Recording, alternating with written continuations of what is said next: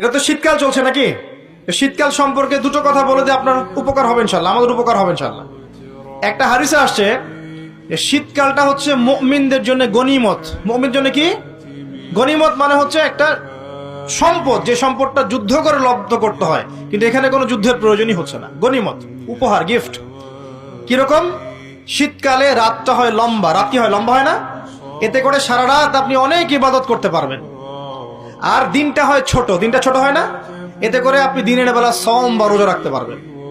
শীতকাল আসলেই সাহাবীরা বলতেন আহলান সাহলান। শীতকালকে বলতেন আহলান সাহলান, শীতকাল তুমি এসেছো, আলহামদুলিল্লাহ।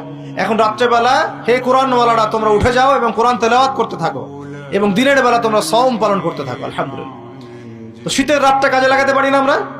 রাতের একটা অংশ ঘুমিয়ে যাবেন, শেষ অংশে উঠে তাহাজ্জুদ পড়বেন এবং কোরআন তেলাওয়াত করবেন এবং আল্লাহর কাছে হাত তুলে দোয়া করবেন। ইনশাআল্লাহ শেষ অংশে, রাতের শেষ অংশে আপনি যে দোয়াই করবেন, আপনার রিজিক যদি হালাল হয় ইনশাআল্লাহ কবুল হয়ে যাবে।